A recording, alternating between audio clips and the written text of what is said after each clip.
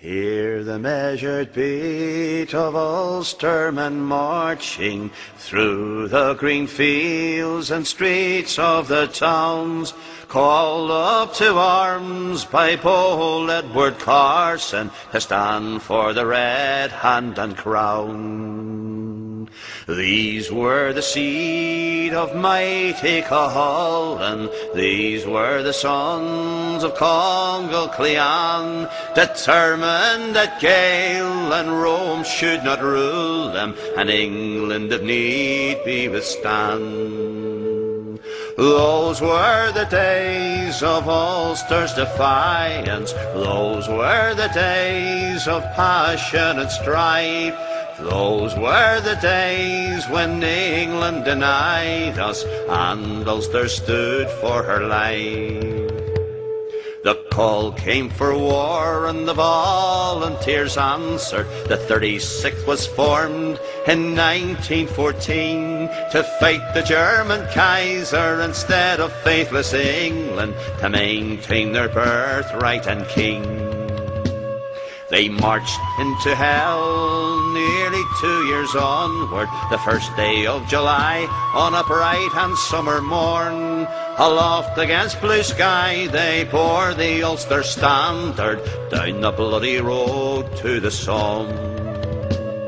These were the men of Tyrone, Londonderry, Monaghan and Cavan, down and Donegal, the men of Armagh, of Antrim and Fermanagh, who walked the bloody road to the Somme. They faced the deadly hail from cannons and machine guns, through the bursting shells in hell of no man's land. Triumphantly they yelled the cry of no surrender, and fought the Kaiser's troops hand to hand. 3 miles they struck through enemy defences in the greatest charge of that European war. Like a mighty wave they swamped the German trenches, over fallen dead and barbed wire. Then they were cut off with no one to support them. They were mown down by fire from 3 sides. Bravely they fell like leaves in the autumn. Death reaped the bitter harvest of their lives. When the battle ceased, a young man was heard crying, bleeding from a wound where the bullet creased his head. There amid the maimed, the pleading and the dying, he held the broken body of his friend. As the red sun set, smoke drifted o'er the trenches. Dazed, bewildered men trudged back along the way. The carnage, it was great, the slaughter, it was senseless. 5,000 Ulster sons fell that day. Here was a time of mourning and of sorrow. All along the line they gathered up their dead. Here was a time of yearning for the morrow. Here was a time when Ulster bled. The land was filled with grief when news broke of the slaughter.